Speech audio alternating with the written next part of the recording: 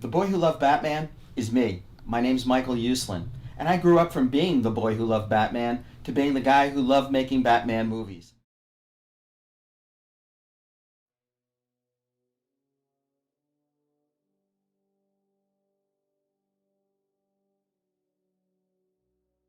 All right, everybody. I have a huge honor of being able to sit down to do an interview here with Michael Uslan, who, if you've ever seen a Batman movie, you should say thank you to this man over to my left right now, because without him, we wouldn't have gotten Batman 89 all the way up to the Batman.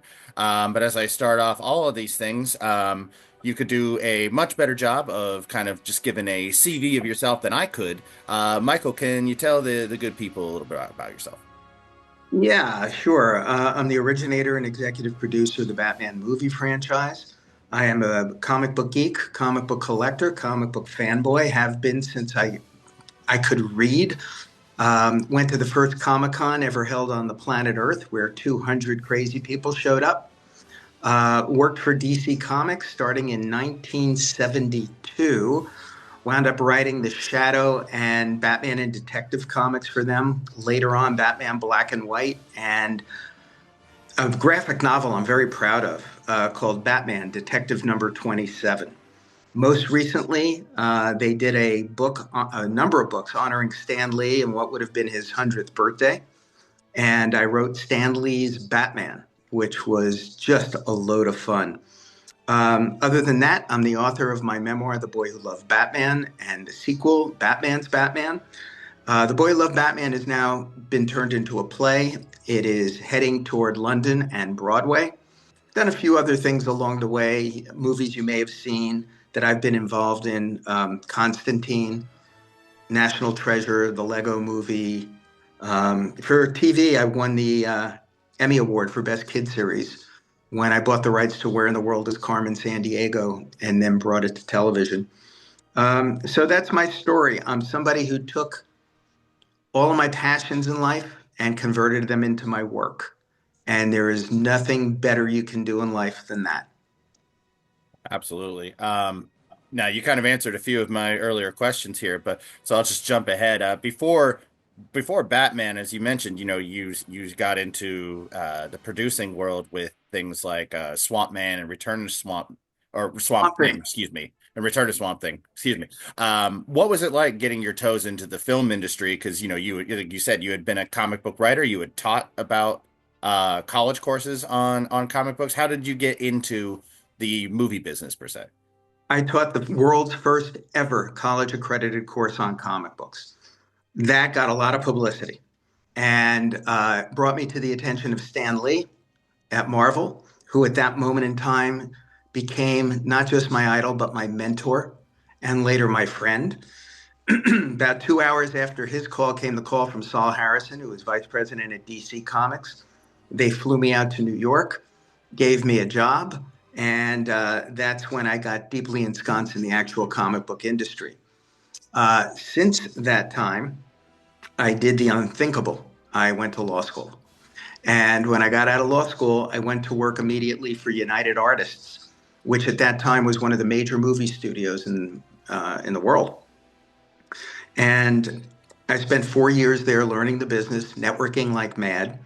I was in charge of the legal business and financial sides of movies like the first three Rocky movies, Black Stallion, Raging Bull. For 2.5 years, Apocalypse Now. It was the greatest training in the world. And then I went out and raised some money privately. I was still a kid in my 20s, really, and bought the rights to Batman from DC Comics and set out to make dark and serious Batman movies. But it soon became evident that that was not going to happen in a year or maybe even two. God, if I had only known it was going to take 10 years from that time, I don't know what I would have done. Wait till they get a load of me. But I knew I needed something to do quickly and cheaply to bring some money in as I left my job. I left my dental plan, my medical plan, my pension plan. So I went back to DC and purchased the rights to Swamp Thing and set out with Wes Craven, who was one of the greatest, nicest guys, one of my dear friends, one of the greatest horror filmmakers that has ever graced the earth. And we did for Below the Line, it came out $1.9 million. We did a Swamp Thing movie that was a tip of the hat to the 1950s rubber suited monster movies of its day. Yeah, what you have to know is I'm a blue collar kid from New Jersey. I did not come from money. I couldn't buy my way into Hollywood. I had no relatives in Hollywood. I didn't know anybody in Hollywood. Yet, by discovering my passion in life, being willing to forsake my own little sense of self-entitlement that the world owed me something or the world was going to come to me, I got up off the damn couch and I was very proactive and I refused to take no for an answer. And I looked for any crack in any door I could shove my foot into. And was it easy? Not at all. Was it fast? Unless you call 10 years fast, it wasn't fast. But I did it. And I made my dream come true. And my initial dream was Batman 1989 that came true. Now, initially, weren't some people saying that you were crazy for wanting to make a movie out of Batman? Like who would want to see that kind of thing? Like some people Just, really missed the boat. Is that fair to say? yeah, just everybody said that except for my wife, my parents, my brother, and a handful of friends. Um, the industry, I was turned down by every studio in Hollywood and every major production company in Hollywood. They said I was nuts because you can't do serious comic book movies. I was nuts because you can't do dark superheroes. I was nuts because you can't make a movie out of an old TV series. Nobody had done that before. And that's why it took 10 years. I was up against a generation in Hollywood that were adults or young adults when Frederick Wortham's book, Seduction of the Innocent, came out, and comic books were being accused of being the post World War II cause of juvenile delinquency in America. And they all looked down their nose at comic books. They felt there was no value movie wise in any comic book character outside of Superman. So it was a very, very hard thing to do. And after being kicked out of so many offices, my favorite rejection, which we may have discussed in the past, was from Columbia when the exec there told me that I was crazy. He said, Michael, Batman will never be successful as a movie because our movie, Annie, hasn't done well.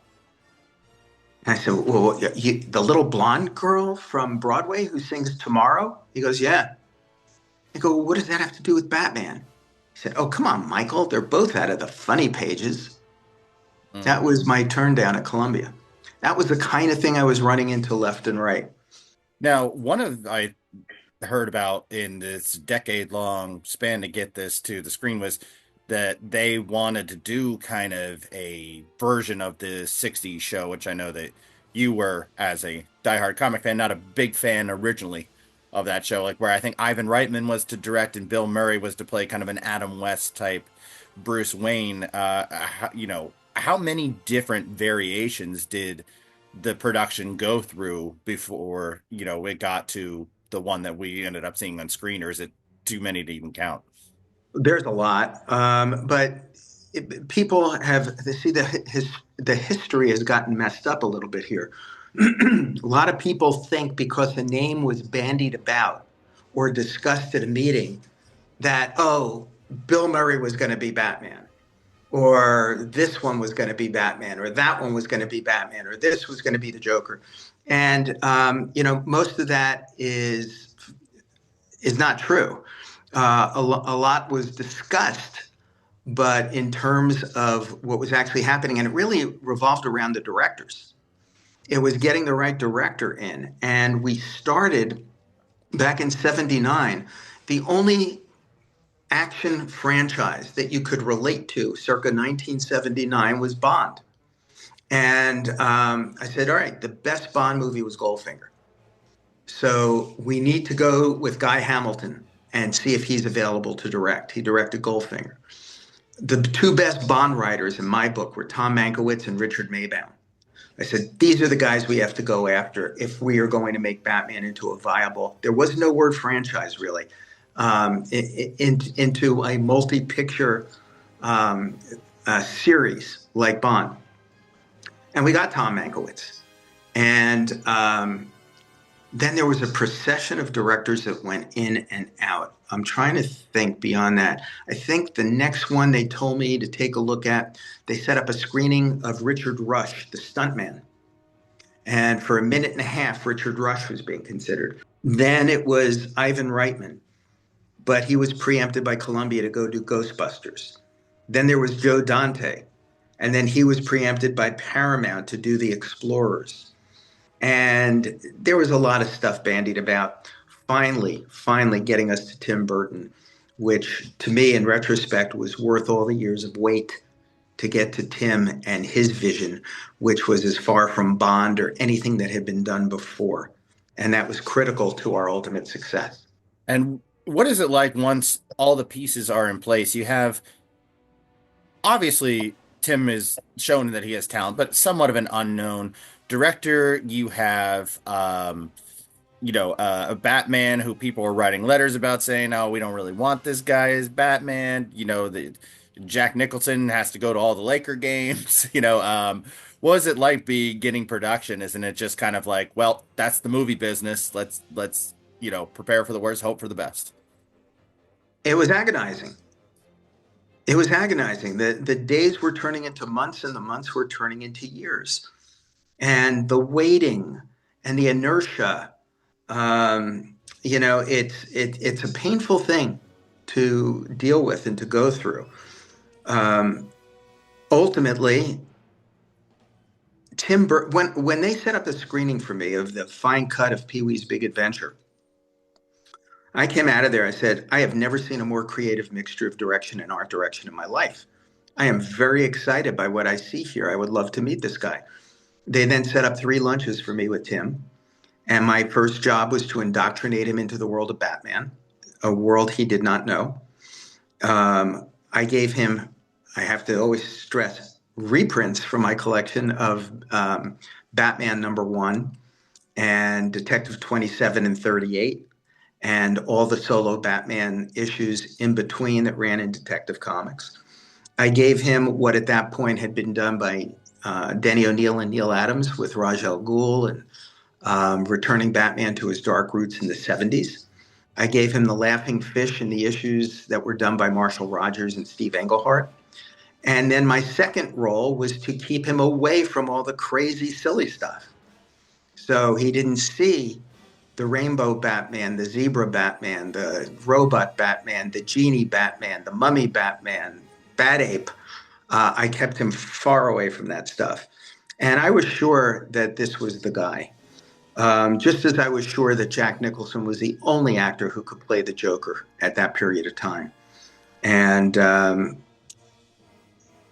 probably the greatest moment of my career to that point was when we got Nicholson. And then, I don't know, it was like 10 days later, they said, what do you think of Tim's new idea about Michael Keaton playing Batman? I thought they were joking with me. I said, yeah, I've spent 7 years now working to get a dark and serious Batman. Let's hire a stand-up comedian to do it. I said, I can see the poster now. Mr. Mom is Batman. And then when I realized Tim was serious, I was apoplectic. And he explained his big idea. I always call it the big idea because this was the one that changed Hollywood forever, changed the comic book industry, changed the world's perception of superheroes and comic books. And he said, if we're going to do the first ever serious version of a comic book superhero and don't want to get unplanned laughs from the audience in the process, this movie cannot be about Batman. This movie must be about Bruce Wayne. And that was the key to everything. That was the key to everything.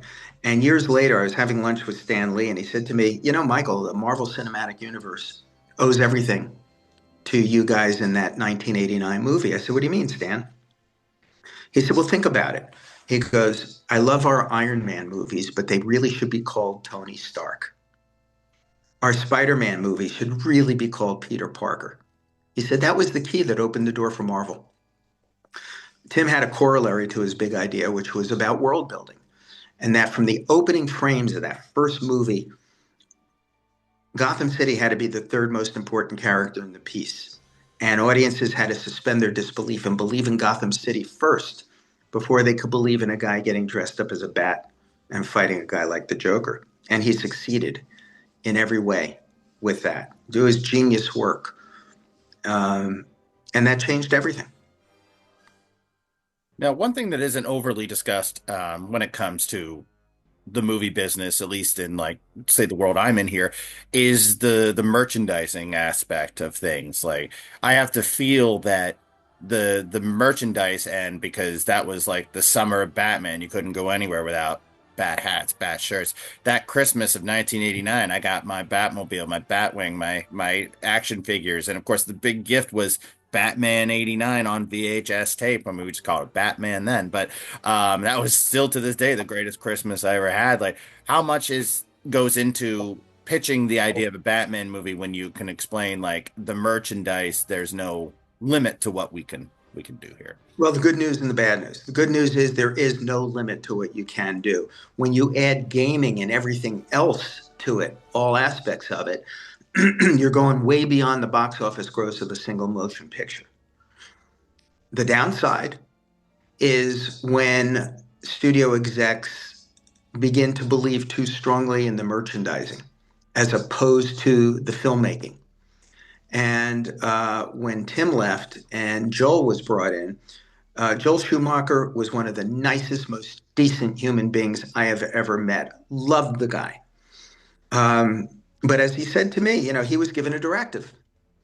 They wanted the movies post Tim to be lighter, brighter, kiddie friendly, and family friendly. They wanted to be responsive to the needs of the toy companies and all the merchandising companies, the Taco Bells and the McDonald's of the world, and that was the directive, and that was the end result was Batman Forever, and then very sadly in my book with Batman and Robin, it was a Batman 66 Redux, and I was quite despondent about the direction it was taken. And my wonderful partner, Ben Melniker, who was my dad's age, he sat me down at that time and he said, look, Michael, he goes, if what you say is true, what you've been telling them is true about the need for Batman to be dark and serious and respect the integrity of what Bill Finger and Bob Kane and Jerry Robinson and company created, then they're going to get bitten by this. And if they get bitten hard enough, next time around, they're going to have to do it your way. But it was too painful at that time. But ultimately, that's what got us to Chris Nolan, the next genius who comes along.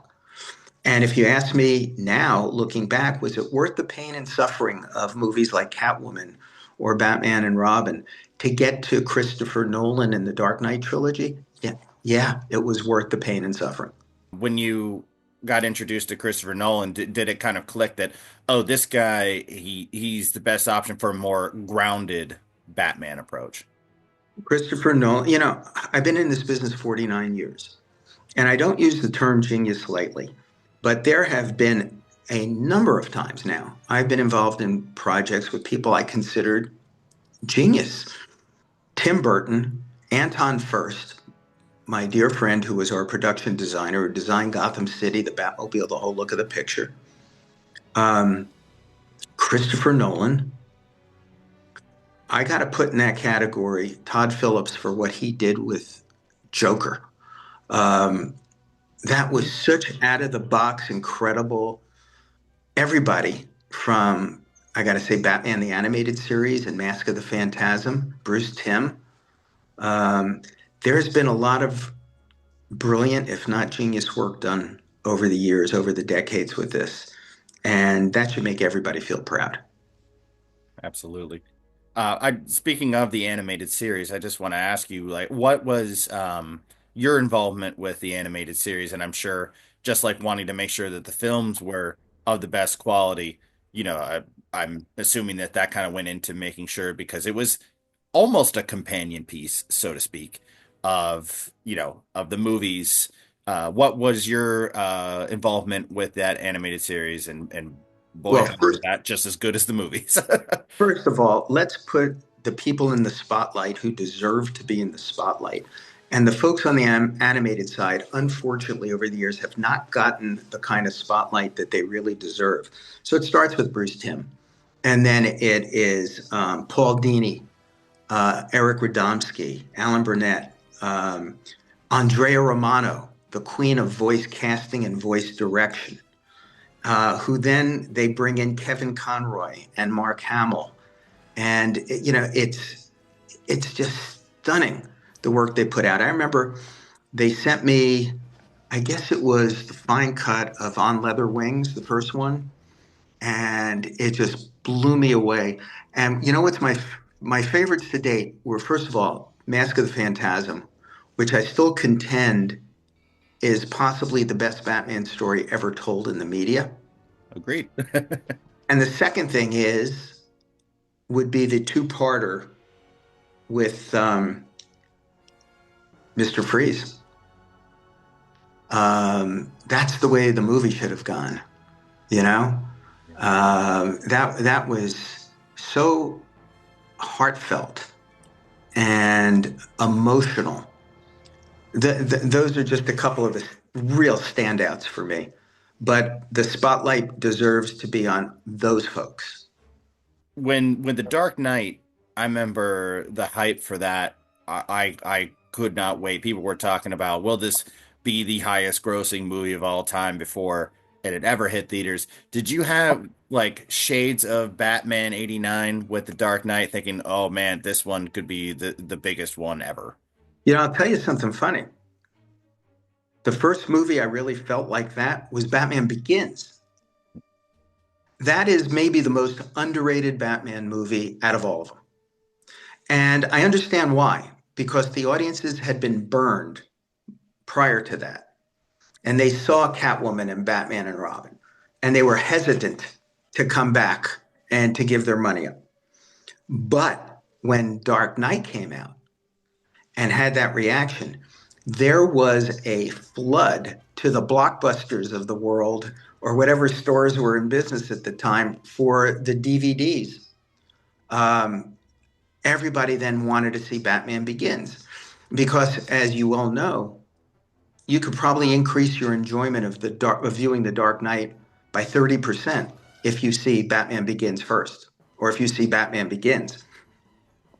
It was just such a brilliant, brilliant piece, a brilliant new approach to Batman and his story and his origin.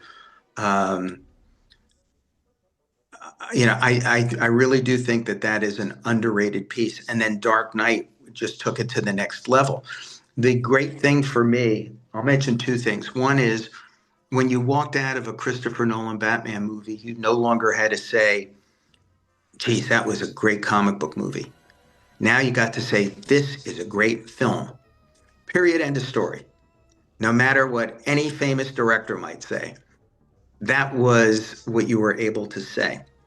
And what drove the point home to me was of the many times I snuck into a theater or went to a screening that we had of Dark Knight, or when I was giving talks, like my TED Talk or talks at universities or business conferences, always came up in Q&A, or somebody would come up to me afterwards and say, I have to tell you how I was affected by The Dark Knight. There is a scene where they are on a ship and they are presented with a moral choice to either press a button and blow up the other ship with all the people on it to save themselves or not. And what people kept telling me was, in the darkness of the movie theater, they were forced to think about and confront themselves as to what they would do. What happens when you have to make the moral choice and the choices between bad and worse?